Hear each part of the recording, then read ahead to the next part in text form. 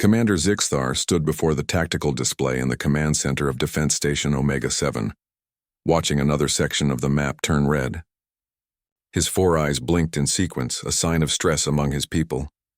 The Velcrian commander was young by military standards, only 30 cycles old, but the weight on his narrow shoulders felt ancient. Another colony lost, his second officer reported, her voice flat with exhaustion.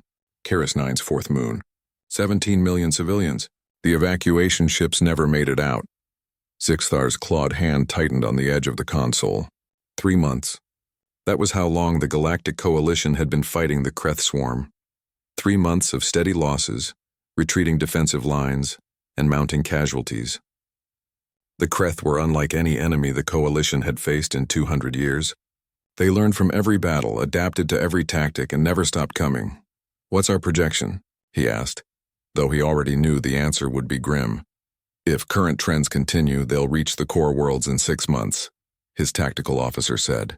The Draxian scales had lost their usual shine, dulled by stress and lack of sleep. "Commander, we need reinforcements. Fresh troops, new tactics, something the Kreth haven't seen before." Zixthar pulled up the Coalition's military roster on his personal screen. He scrolled through the available forces, feeling his hope drain away with each entry. Every able-bodied soldier was already deployed. The reserves were exhausted. Even the training academies had been emptied of their advanced students. His eyes stopped on a name near the bottom of the list. Marked in gray text, Earth Reserve Status. "The humans," he muttered. His second officer's ears flattened against her skull. "Sir, with respect, the humans haven't fielded a military force in 40 years. They signed the Great Peace Treaty and retired from Coalition defense operations." "I know the history," Zixthar said, still staring at that gray text. "But the treaty allows for emergency conscription requests. This qualifies." "Commander," the Draxian tactical officer spoke carefully. "The humans were great warriors once. The Battle of Proxima, the defense of the gate, the siege of Terminus Station. But that was centuries ago. Their soldiers are old now. The galaxy has moved on." Zixthar had studied human military history at the Academy. Every Coalition officer had. Humans were required reading. Ancient examples of a warrior species that had somehow chosen peace. They were legends, stories told to inspire young cadets. But legends were just that, stories from the past. The young species handle warfare now, his second officer continued. The Velcrians, the Draxians, the Cortesh. We're faster, stronger, better equipped with modern technology. The humans had their time, but that time has passed. She was right, of course. Humans were slow by galactic standards. Their reaction times were average at best. They lacked natural armor, claws, or venom. What they had possessed was determination and creativity, but those qualities belonged to a younger humanity. The humans of today were scholars, artists, engineers. They built gardens on their worlds and wrote poetry. They had transformed from warriors to philosophers, but Zixthar was desperate. "File the request," he ordered. The command center fell silent. His officers exchanged glances, but none dared argue further.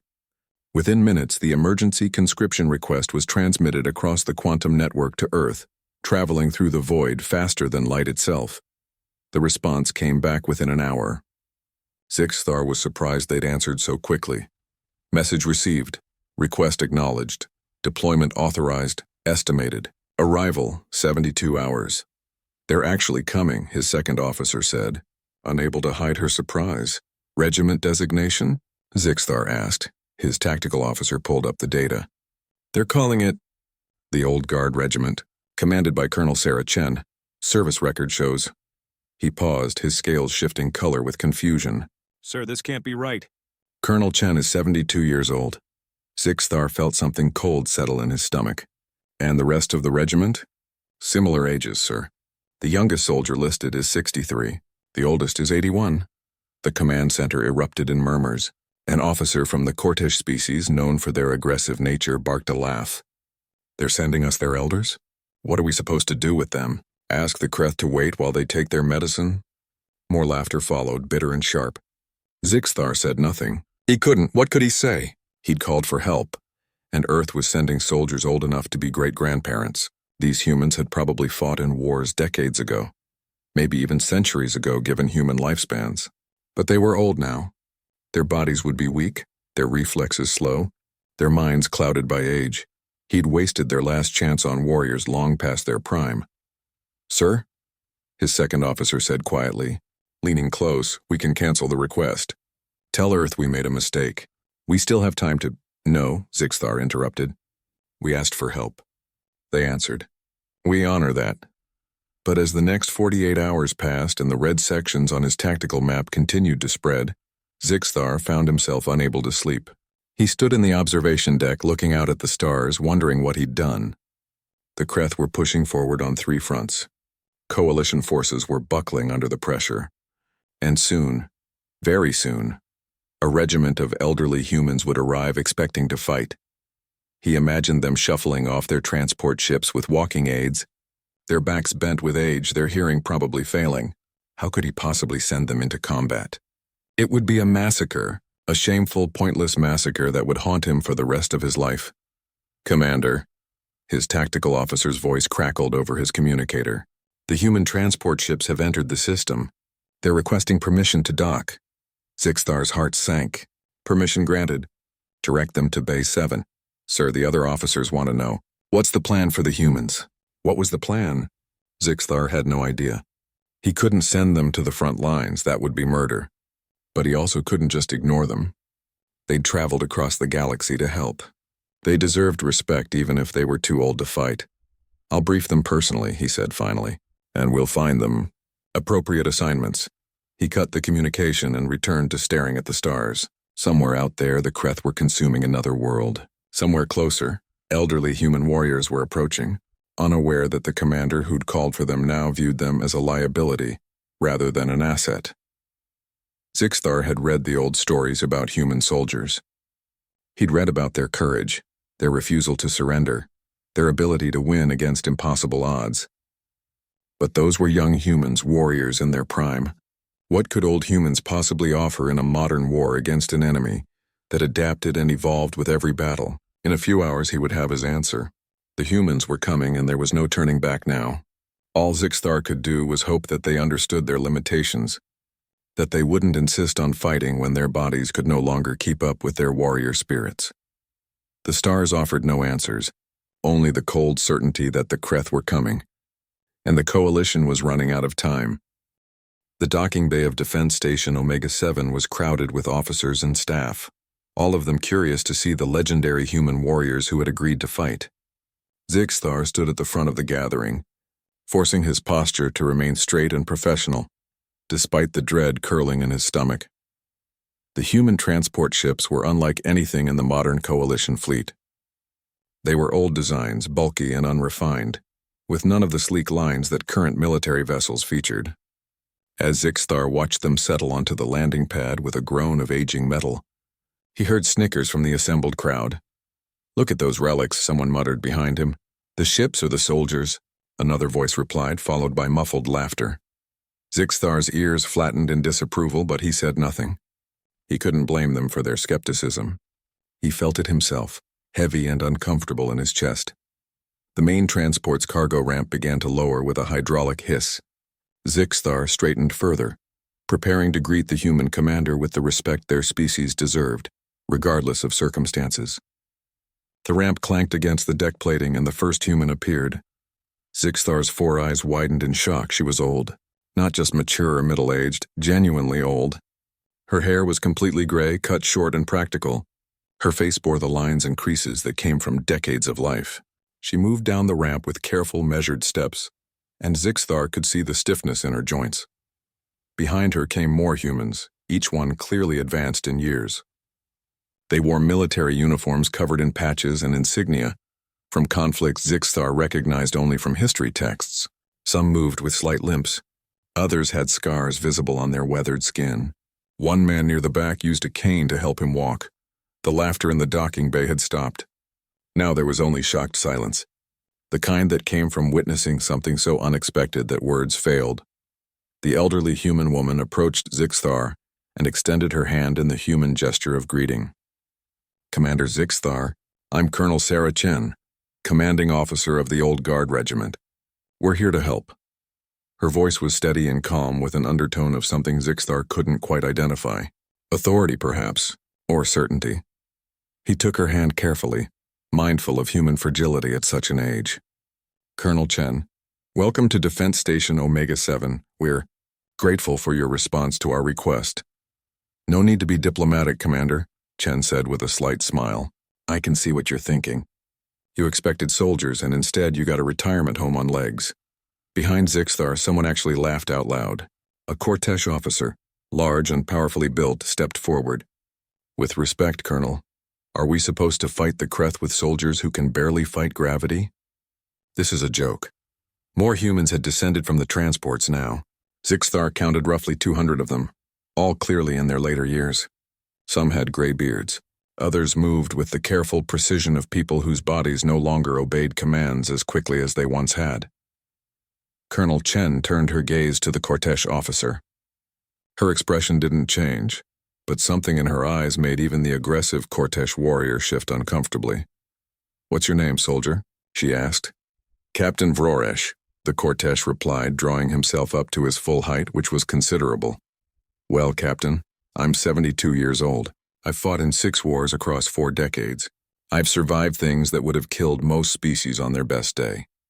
Every soldier behind me has a similar record. She paused, letting that sink in. So yes, we're old. But we're not here to dance at your victory celebration. We're here because young soldiers like you are losing, and you need someone who knows how to win.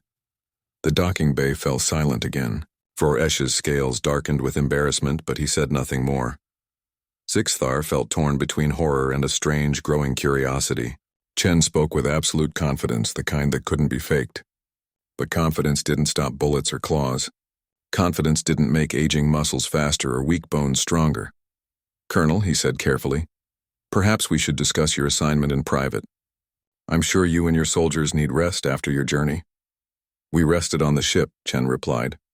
What we need is a mission briefing and our combat assignments. Combat assignments, Zixthar repeated, the words feeling impossible in his mouth. How could he send these people into combat? It would be a massacre. Colonel, I'm not sure, Commander. Chen's voice cut through his objection cleanly. We didn't come here for ceremony or to serve as advisors from the rear. Earth doesn't do that. When we answer a call for help, we fight. So give us our assignment and let us do what we came here to do. Zixthar looked at the assembled humans again. They stood quietly, professionally, their expressions neutral, but he could see it now, the way they held themselves despite their age. These weren't civilians pretending to be soldiers. These were soldiers who happened to be old, but old soldiers were still old. They would be slow in combat, vulnerable to faster enemies. The Kreth would tear them apart. His second officer leaned close. Sir, we can't send them to active combat zones.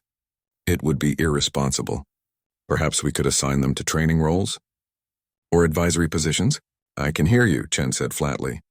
And the answer is no. We're combat troops, not teachers. Another human stepped forward, a man with a weathered face and silver hair. Colonel, if I may? Chen nodded, and the man addressed Zixthar directly. Commander, I'm Sergeant Major Marcus Webb. I understand your concern. You look at us and see liability, but here's what you're missing. We're not trying to be young soldiers. We can't be. Our bodies won't allow it. Then how? Zixthar began. We fight different, Webb continued. Young soldiers rely on speed, strength, reflexes. They charge forward because they've got the energy to burn, but we've learned something after decades of combat. We've learned patience. We've learned to think 3 steps ahead. We've learned that the soldier who survives isn't always the fastest or the strongest. He's the one who fights smart.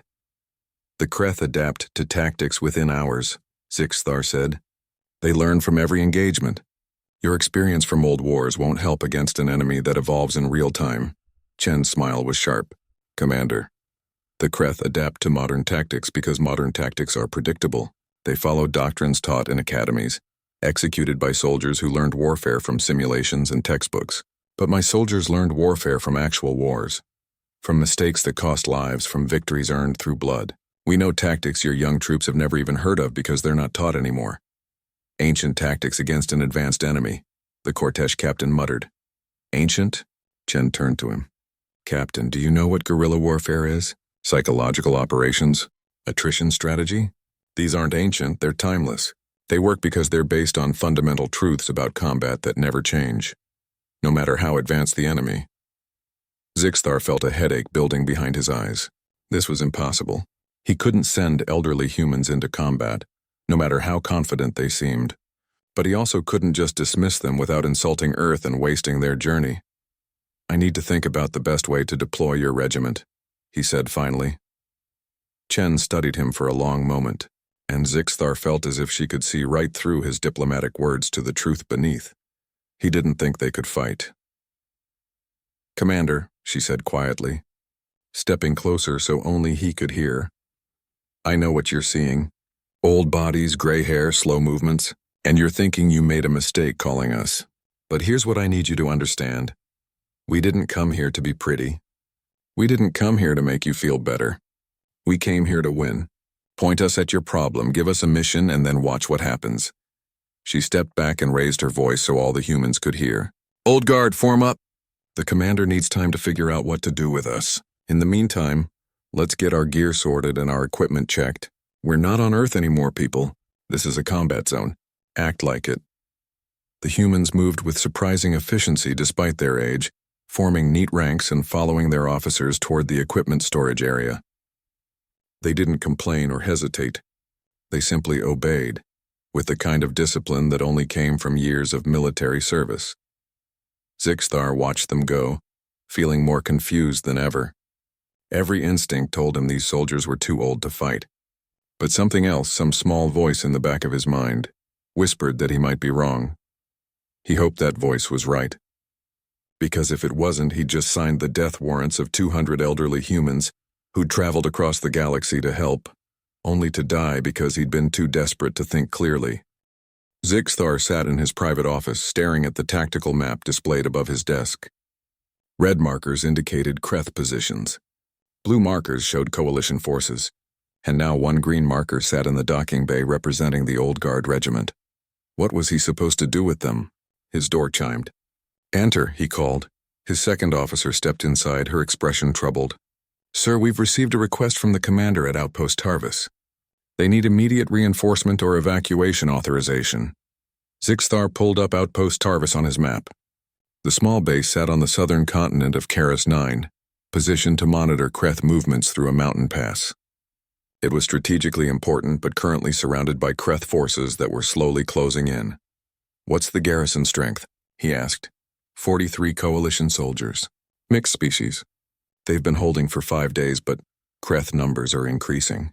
Intelligence suggests a major assault within the next 24 hours.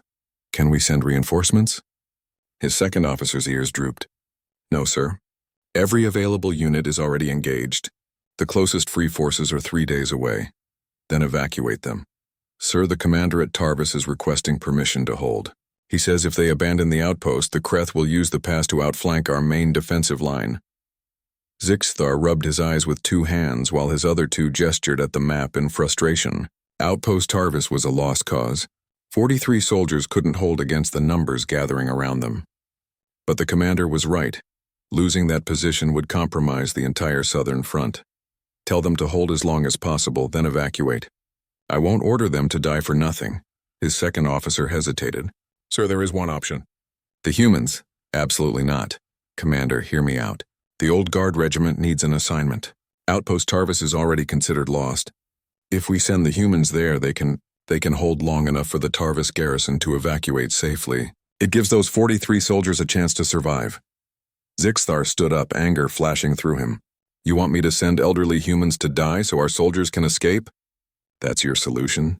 "Sir, they volunteered for combat duty. They knew the risks. And if Outpost Tarvis falls without a fight, the Kreth will push through and kill thousands more. At least this way, the Old Guard dies doing something meaningful." The words made Zixthar feel sick, but he couldn't deny the cold logic. Outpost Tarvis needed to be held. He had no troops to send. The humans wanted a combat assignment. They were going to die anyway. At least this way it might accomplish something. He hated himself for even considering it. "Set up a meeting with Colonel Chen," he said quietly. "I'll present the situation and let her decide." 20 minutes later, Chen sat across from Zixthar in his office. He'd explained the situation at Outpost Tarvis, shown her the tactical data, and made it clear that the mission was essentially hopeless. "The garrison there wants to hold, but they don't have the numbers," Zixthar said. "I'm planning to order them to evacuate." The outpost will fall, and we'll lose strategic advantage, but at least those soldiers will survive. Chen studied the tactical display carefully. How long would they need to hold to make a difference? If they could delay the Kreth for 48 hours, it would give us time to reinforce the main defensive line and prepare for the Kreth push through the pass. And you're asking if my regiment can buy you those 48 hours. Zixthar met her gaze. Colonel, I won't lie to you. The Kreth will overwhelm any force at that outpost. The terrain is difficult, the position is surrounded, and their numbers are too great. I'm asking your people to hold a place that cannot be held, against an enemy that cannot be stopped, for just enough time to save lives elsewhere. It's not a mission. It's a sacrifice. Chen was quiet for a long moment. And the garrison currently there? I'll order them to evacuate before your regiment arrives. Your soldiers can take over the position and— No! Chen interrupted. If they're willing to hold, they stay. My people will reinforce them, not replace them. Colonel, that's 43 additional lives at risk. Those 43 soldiers are warriors defending their post. You don't pull warriors from a fight they're willing to finish. It dishonors them. Chen leaned forward. But here's what I need from you, Commander. I need you to trust that we know what we're doing. Give us outpost Tarvis. Give us 72 hours, not 48. And don't send anyone to check on us or pull us out. Let us work. 72 hours is what we need, Chen said firmly. Can you give us that? Zixthar wanted to say no. Every instinct screamed that he was sending these humans to their deaths for nothing. But he'd asked them to come. He'd requested their help. And now Chen was asking him to trust them. Yes, he heard himself say.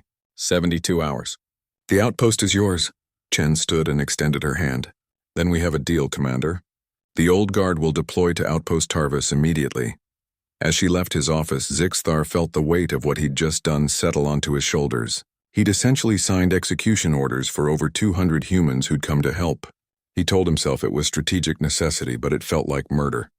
Sergeant Major Marcus Webb stood in the cargo bay of the transport ship, checking his weapon for the third time. Around him, the other members of the old guard prepared their equipment with practiced efficiency. Outpost Tarvis, said Private First Class Linda Rodriguez, adjusting the straps on her pack.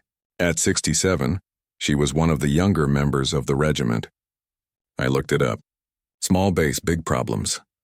That's every base, replied Corporal James Okonkwo, his dark skin weathered by 70 years and multiple wars. What's the terrain like? Mountains, forest.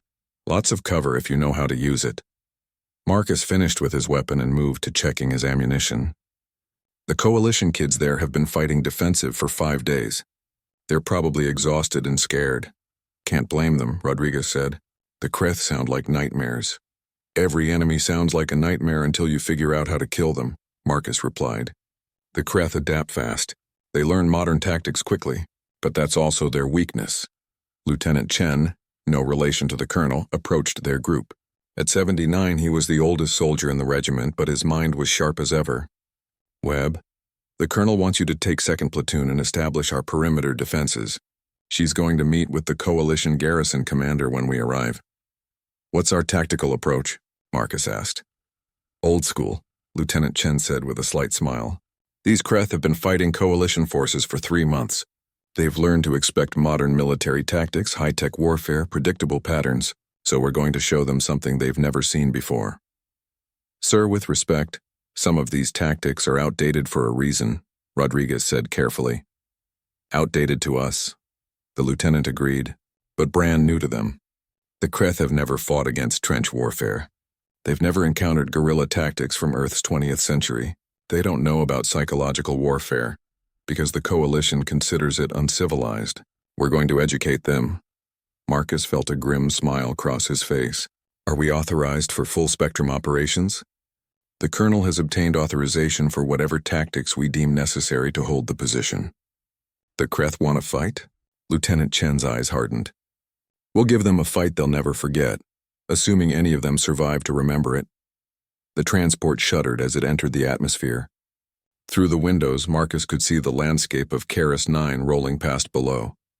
Mountains covered in dark forests, valleys thick with vegetation, and in the distance, a small fortification perched on a hillside, Outpost Tarvis. It didn't look like much from the air. Just a few buildings surrounded by defensive walls, sitting in terrain that offered both advantages and disadvantages. The coalition had chosen the location for its view of the mountain pass, but that same position made it visible to enemies approaching from multiple directions. "Listen up," Colonel Chen's voice rang through the transport bay. "We're about to meet coalition soldiers who think they're about to die. Some of them are going to look at us and think they were right. Your job is to prove them wrong. We're not here to die heroically. We're here to hold a position and kill any enemy stupid enough to try to take it from us. Remember your training. Remember why you're here. And remember that every one of you has survived things worse than this. Let's show these young soldiers how it's done." The transport touched down and Marcus felt his knees protest the impact.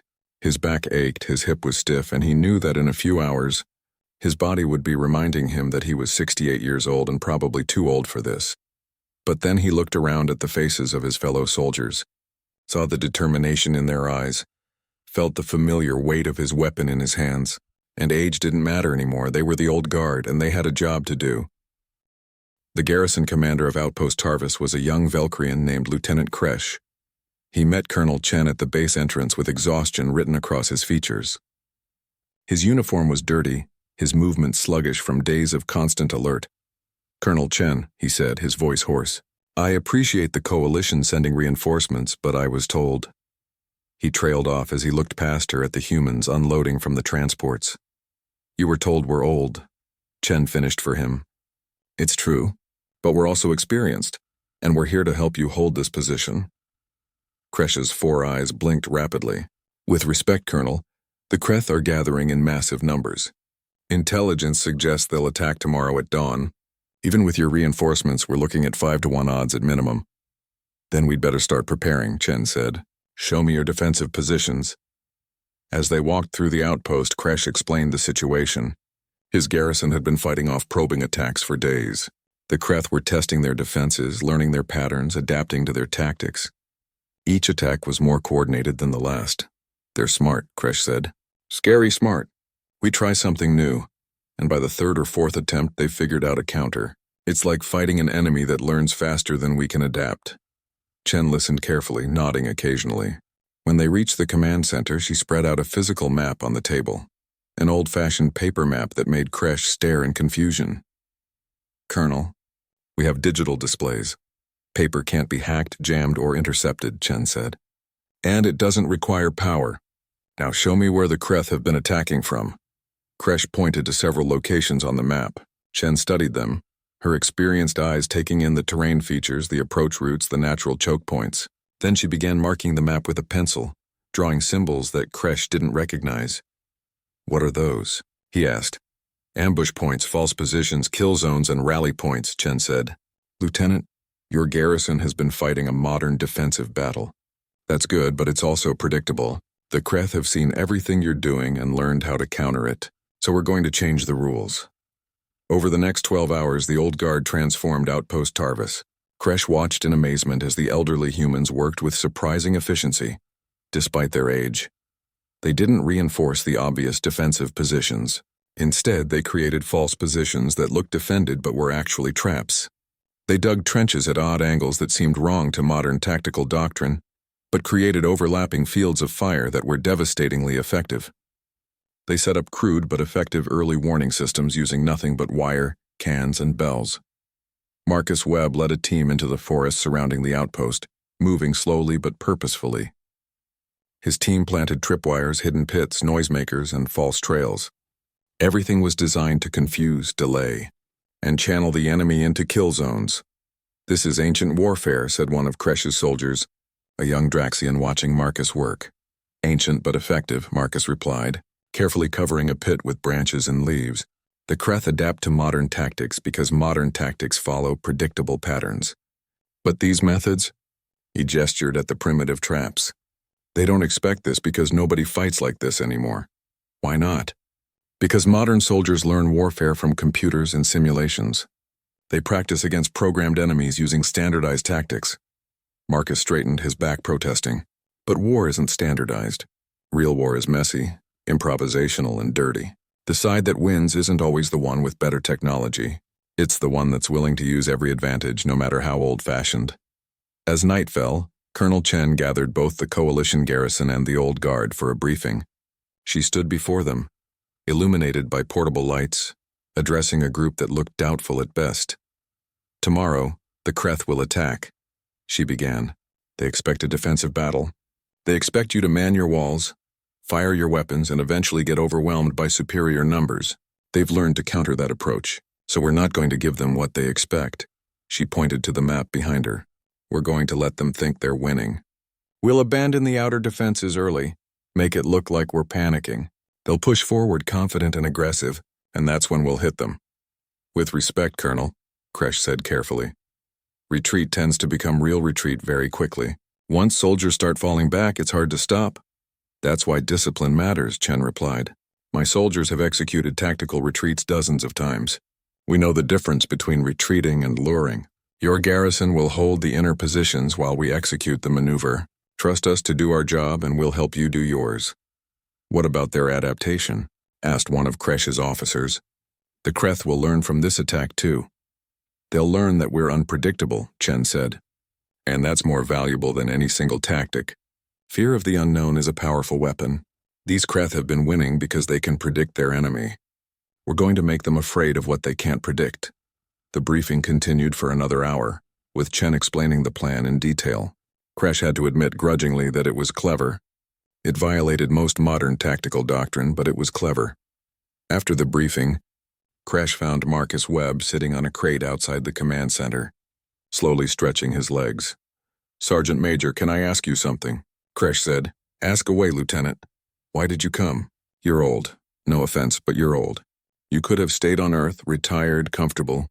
Why volunteer to come die on a forgotten outpost on a world that isn't even yours?" Marcus was quiet for a moment, continuing his stretches. "You know what the problem with peace is, Lieutenant? It makes people forget how to fight. Your generation grew up during the Great Peace. War became something you studied, not something you lived. And that's good, mostly. Peace is better than war. But it also means you don't know the things that only war can teach you. Like what? Like how to lose and keep fighting. Like how to be scared and still do your job. Like how to watch friends die and still find a reason to go on." Marcus looked up at the stars. "The Coalition is losing to the Kreth because your soldiers are learning warfare for the first time. They're good soldiers, brave soldiers, but they don't have the experience to match their courage. So when Earth asked for volunteers to help, every old soldier who could still lift a weapon said yes. Because we remember what it was like to lose, and we know how to turn losing into winning. And if you die here," Marcus smiled, "then we die doing what we're good at, helping people who need us. There are worse ways to go, Lieutenant." Dawn came with terrifying speed. Kresh stood in the command center, watching the sensor displays light up with contacts. The Kreth were coming, just as predicted. Thousands of them moving through the forest in coordinated waves. "All positions, stand by," he transmitted. His hands were shaking slightly. Colonel Chen stood beside him, calm and composed. "Remember the plan, Lieutenant. Let them push. Don't commit too early." The first wave of Kreth hit the outer defenses. They were exactly as described, insectoid creatures standing roughly 7 feet tall with multiple limbs and natural armor plating. They moved with frightening speed and coordination, adapting their approach as they encountered resistance. The Coalition soldiers at the outer positions opened fire, then began falling back according to the plan. To the Kreth, it must have looked like panic. The defenses were crumbling faster than expected. The Kreth pushed forward aggressively, pouring through the gaps in the outer defenses. They were winning, and they knew it. That's when Marcus Webb's teams triggered their traps. Pitfalls opened beneath Kreth warriors, sending them tumbling into sharpened stakes. Tripwires activated crude but effective explosives. False trails led groups of Kreth into dead ends where human soldiers waited in concealment.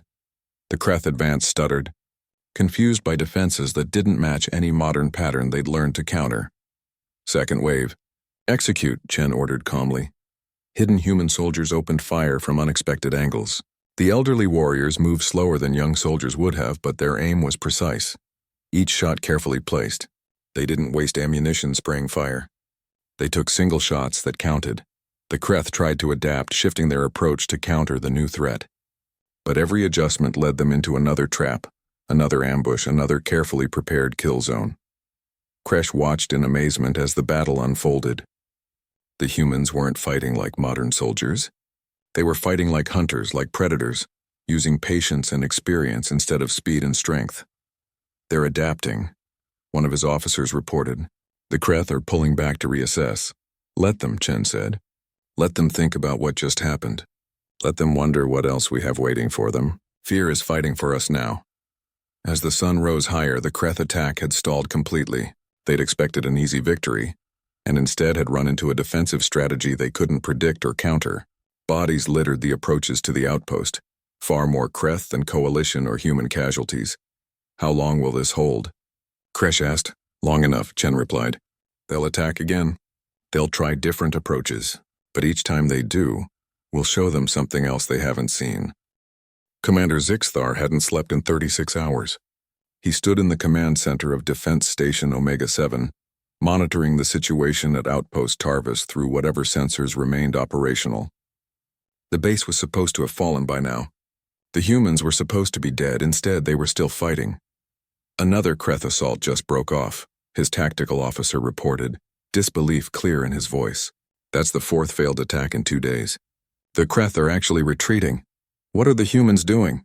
Zixthar demanded. We don't know, sir. They've been using radio silence except for essential communications. But whatever tactics they're employing, the Kreth can't counter them. Zixthar pulled up the latest intelligence reports from reconnaissance drones. The images showed Kreth forces gathered around Outpost Tarvis in massive numbers, but they weren't attacking. They were waiting, hesitating, displaying behavior completely unlike their previous aggressive patterns. They're afraid, his second officer said quietly. The Kreth are actually afraid to attack. It seemed impossible. The Kreth had torn through coalition forces with relentless efficiency for 3 months. They'd adapted to every tactic, overcome every defense, learned from every battle, yet somehow, a regiment of elderly humans had stopped them cold. Sir, we're receiving reports from other fronts, his communications officer announced. Kreth forces across multiple sectors are slowing their advances. They're becoming more cautious, less aggressive. Why? Zixthar asked. Unknown, sir, but the timing correlates with the defense of Outpost Tarvis. It's possible the Kreth are communicating across their network, sharing information about unexpected resistance. Zixthar felt something stir in his chest. Not quite hope, but close to it. Can we exploit this? If the Kreth are being cautious, can our forces push back? We're already seeing some success, his tactical officer confirmed. Coalition units are reporting that Kreth attacks are less coordinated, more hesitant. It's like they're suddenly uncertain. For the first time in weeks, the tactical map showed blue markers advancing instead of retreating. The tide hadn't turned completely, but it had at least stopped flowing in the wrong direction. Maintain monitoring of Outpost Tarvis, Zixthar ordered, and send a message to Colonel Chen. Tell her the coalition is grateful. At Outpost Tarvis, Marcus Webb sat in a trench, cleaning his weapon while his body screamed at him about what he was putting it through. Every joint ached. His back was on fire. He'd pulled something in his shoulder during the last engagement. But he was alive, and so were most of his fellow soldiers. They're massing again, Private Rodriguez reported from her observation post. Looks like they're preparing for another assault. Let them come, Marcus replied, though privately he wondered how many more attacks they could repel. The old guard had taken casualties, not as many as expected, but enough. They were exhausted, running low on ammunition, and surviving on stubbornness more than anything else. A young coalition soldier, barely more than a juvenile by his species standards, approached the trench nervously. Sergeant Major Webb, can I ask you something? Sure, kid, how do you do it? How do you keep fighting when you're... The young soldier struggled for polite words. Old? Marcus supplied with a slight smile. You want to know the secret? It's not complicated. You just don't quit. That's it. That's the whole secret.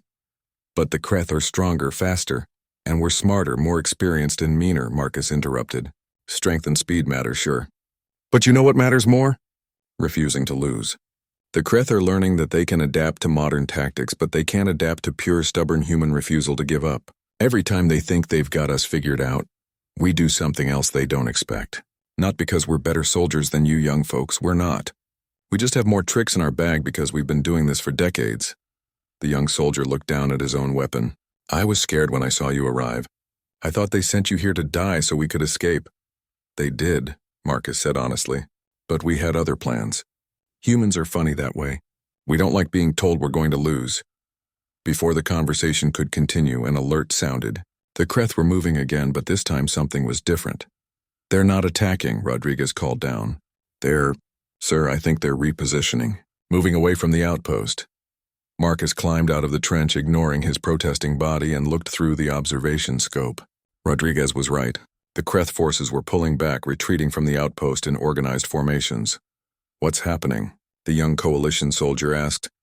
They're withdrawing, Marcus said slowly, hardly believing it himself. Within minutes, Colonel Chen was at the observation post, confirming what they were seeing. The Kreth were abandoning their siege of Outpost Tarvis. We did it, Lieutenant Kresh said, his voice filled with wonder. We actually held them. We held them, Chen agreed.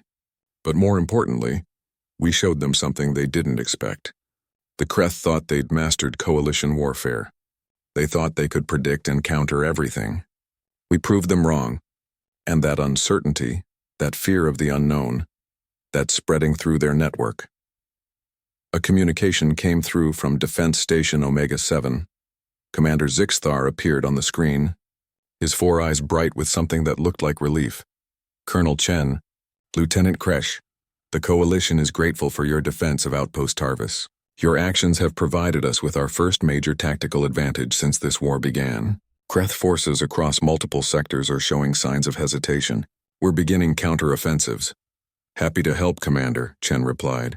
Though I should mention, we're going to need resupply if you want us to stay effective.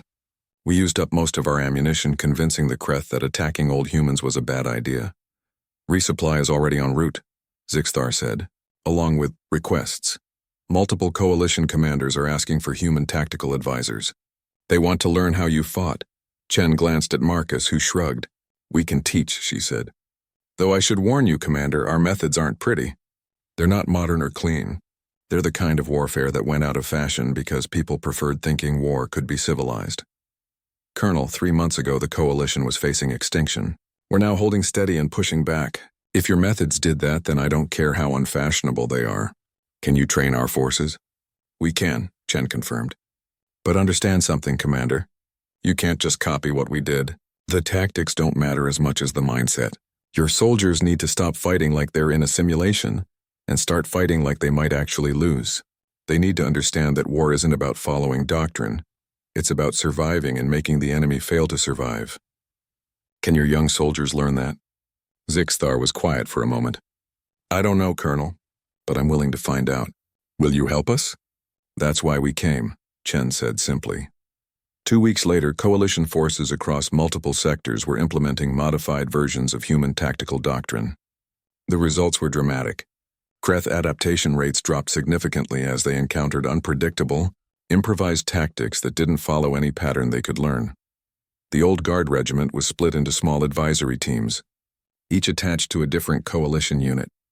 Marcus Webb found himself teaching young Draxian soldiers about patience, about waiting for the right moment instead of charging forward with youthful aggression.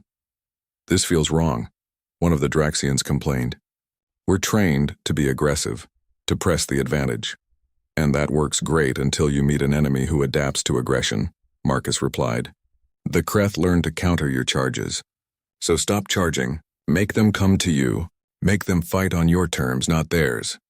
The lesson was hard for young soldiers to learn. They'd been trained for modern warfare, taught that speed and firepower were supreme. Learning to slow down, to think before acting, to value survival over glory, it went against their instincts. But it worked. On Defense Station Omega 7, Commander Zixthar watched the tactical map with something approaching optimism. The red markers had stopped expanding. In several sectors, they were actually retreating. The war wasn't won, but for the first time since the Kreth had arrived, the Coalition wasn't losing. The humans did this, his second officer said, standing beside him. Old soldiers using ancient tactics, and they changed everything. Not ancient, Zixthar corrected. Timeless, there's a difference. His second officer tilted her head curiously. What did they teach us, sir? That experience matters. That creativity matters. That refusing to give up matters. Zixthar pulled up a personnel file on his screen.